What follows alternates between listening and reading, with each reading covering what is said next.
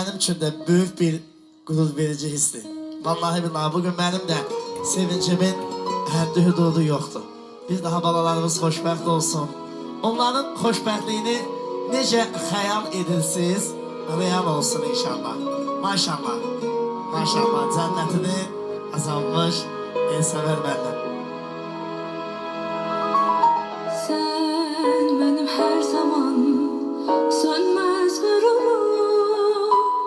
Kollarıma güç verin. Alkışlar gelsin bu güzel mənzərənin şərəfinə. Sen benden iste ki kullukta durum. Her sözüne can feda varım ata. Zahmetimi çekmişsin tebilleri. Saçlarıma ağlar karışık.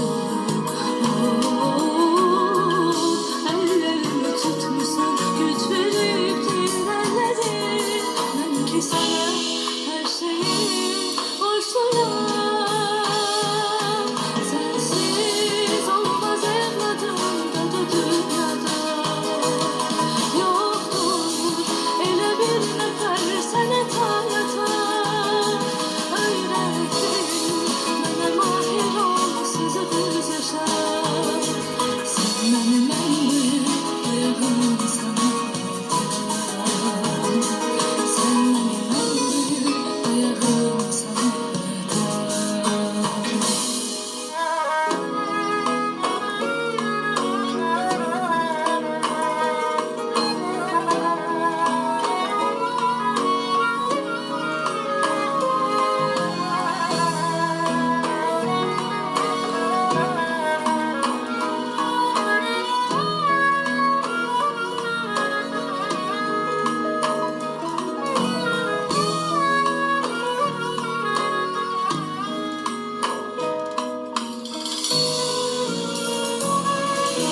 Sen başımın tacı, hikmetli sensin.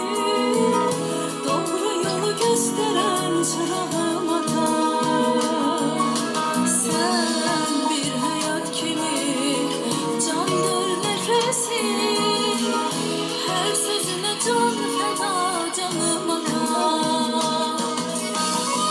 Zahmetimi çekmişsen ötebilleri. Saçlarına ağlar karışır. Ellerimi tutmasan güç verip direnlerim. Ben ki sana her şeyi borçluyum.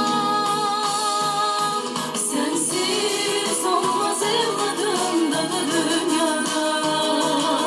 Yoktur hele bir nefer sene hayata. Öğrettin bana mahir ol sözü düz yaşa. Sen benim en büyük dayağım sana hayata. Sensiz olmaz evladım da dünyada. Yoktur ele bir nefer sen yana. Öğrettin bana mahir ol sözü düz yaşa.